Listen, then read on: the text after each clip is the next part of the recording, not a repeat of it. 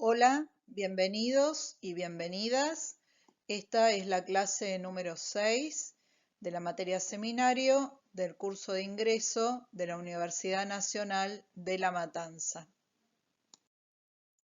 El tema que vamos a desarrollar en esta presentación es el de las estrategias discursivas, que lo van a encontrar en el manual a partir de la página 78. ¿Qué son y para qué se usan? Las estrategias discursivas son recursos que utiliza el hablante o el escritor para hacer que las ideas que expresa sean más claras y al mismo tiempo ayudan al oyente o al lector a comprender las ideas que se quisieron exponer en ese texto. Vamos a comenzar por las estrategias que se usan en la explicación. Las más usadas son la definición, el ejemplo, la reformulación, la descripción, la comparación, el enunciado general, la explicación causal, la narración, que puede tener forma de historia o de caso, y la cita.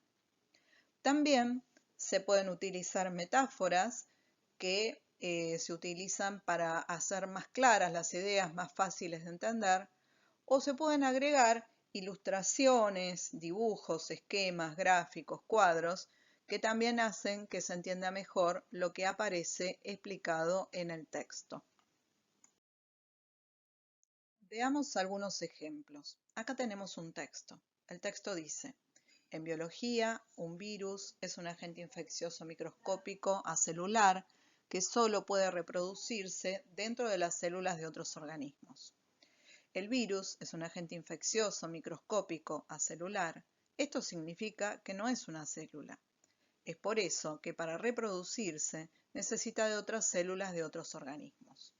Acá encontramos varias estrategias discursivas. La primera que podemos señalar es la definición. ¿Qué es una definición? ¿Qué es definir? Es explicar qué es algo, cómo se compone, en qué consiste. Y en este caso, el verbo es, el verbo ser, es el marcador que me está indicando ante qué recurso me encuentro.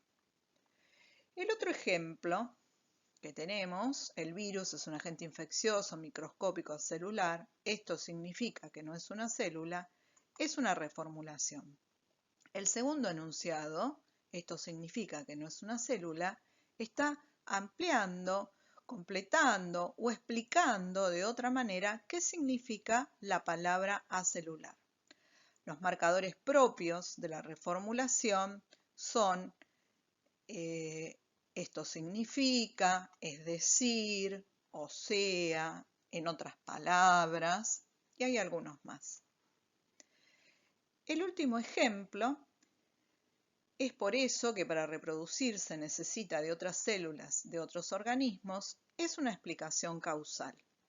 En este caso, la causa es que el virus es acelular y la consecuencia es que necesita de otras células para poder reproducirse.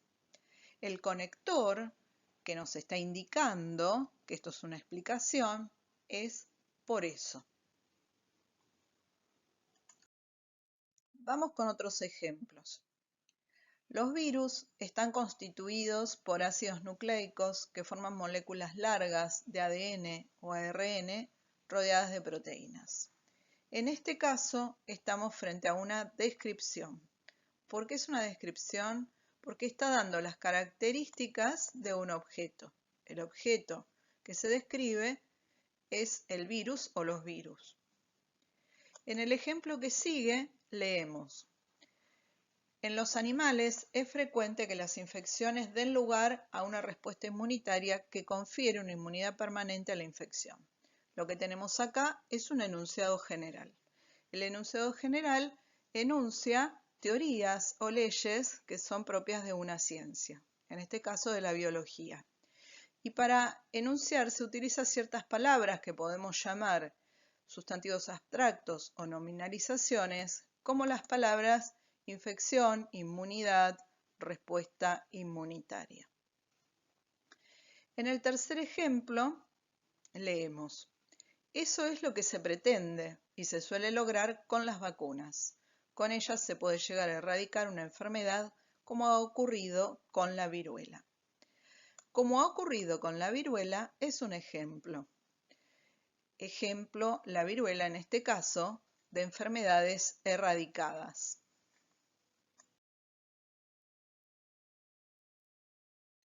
Vamos por otro ejemplo.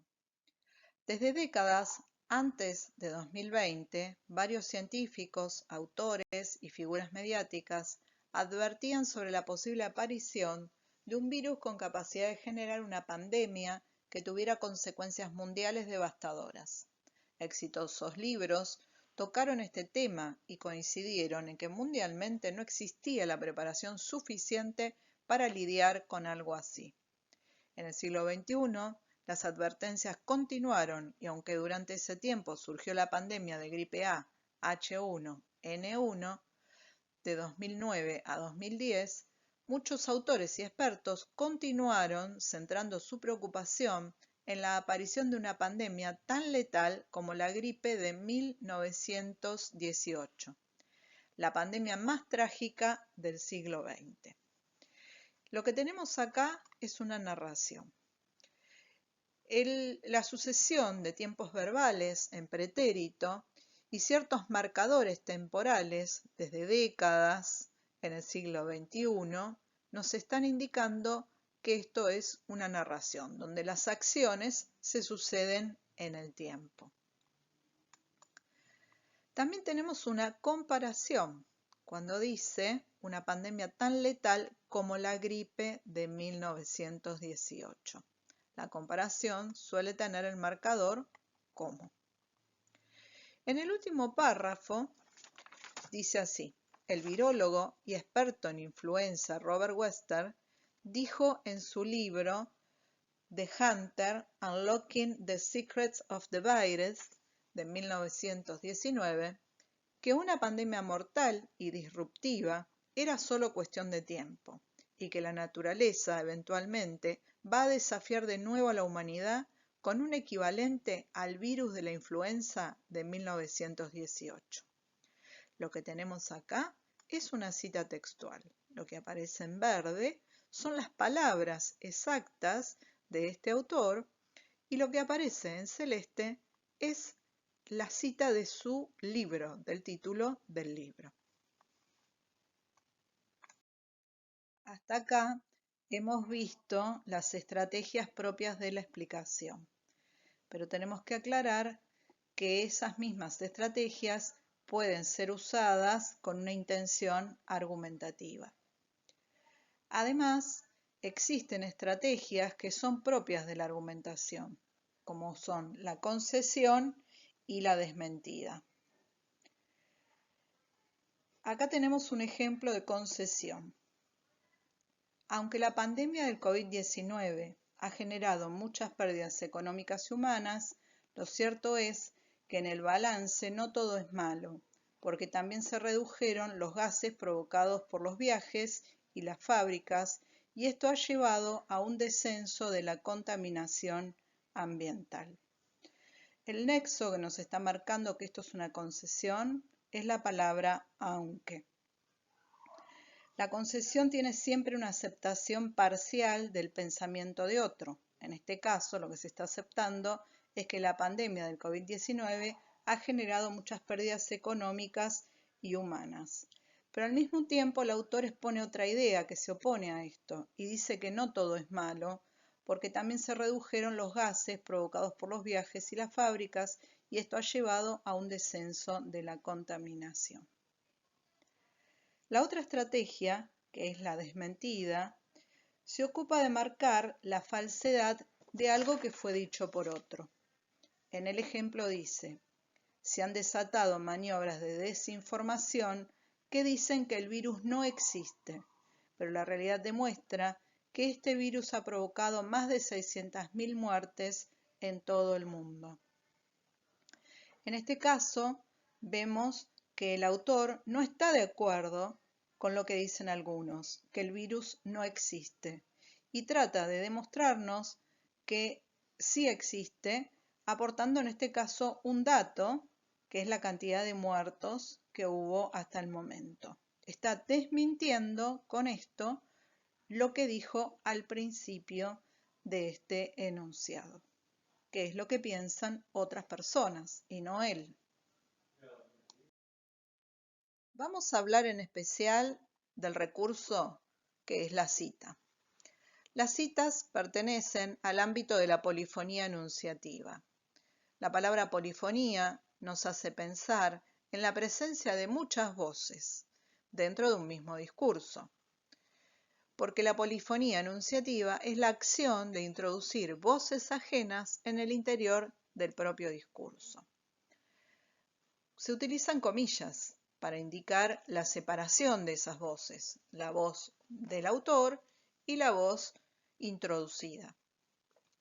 Por eso, las comillas se consideran fronteras que separan esas voces y se pueden utilizar en muchos casos.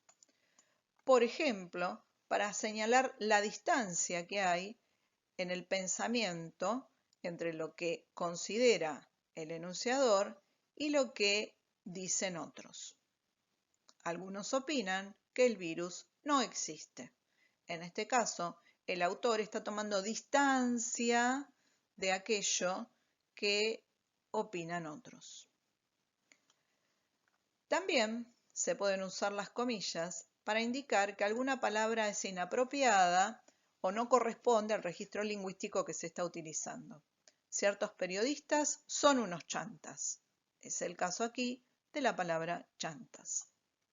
También las comillas se utilizan para destacar títulos de libros o de capítulos o de revistas, como es el caso de Discurso y Racismo de Van Dyck. Y también se pueden usar las comillas dentro del texto cuando una palabra es el tema que se está tratando en ese texto. Otro caso de uso de las comillas es para señalar la presencia de palabras extranjeras. Por ejemplo, trending topic. Y el último caso que vamos a dar como ejemplo es cuando las comillas se usan para destacar el sentido irónico de alguna palabra. Ejemplo, ciertos periodistas dicen que son objetivos, cuando todos sabemos que la objetividad periodística no existe. Otra forma de polifonía es el discurso referido.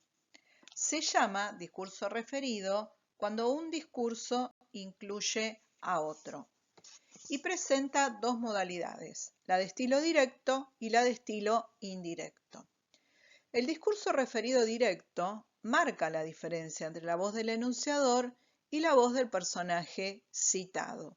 Por ejemplo, consultado por Infobae, el médico pediatra e infectólogo Daniel Stambulian dijo: pienso que el control del COVID-19 va a pasar por las vacunas. En este caso, las comillas y también los dos puntos están marcando claramente la diferencia entre las dos voces. Y el efecto que se logra es mostrar como que esto es exactamente lo que dijo el personaje. El discurso referido indirecto, en cambio, integra las palabras del enunciador y las palabras del personaje en un solo enunciado. Por ejemplo, Stambulian dijo que él piensa que el control del COVID-19 pasaría por las vacunas. Se produce como una condensación de la información y puede presentar también una cierta interpretación de las palabras del otro. Para armar el estilo indirecto, hay que realizar ciertas transformaciones en el enunciado. Una es la aparición de conectores, como es el caso de que. Otra es el cambio de los pronombres. Ya no puedo decir yo pienso, tengo que decir él piensa. Y los verbos también sufren ciertos cambios. Cuando un autor elige utilizar el discurso referido directo, tenemos que saber analizar con qué intención lo hace. Puede ser que lo que busque sea un efecto de veracidad o que simplemente trate de separarse de esa idea y busque no comprometerse con las palabras que dijo otro. Esperamos que esta presentación te haya resultado clara y te sirva para comprender el tema de las estrategias discursivas y que ahora puedas realizar con mayor éxito los ejercicios que el manual te propone. Hasta la próxima.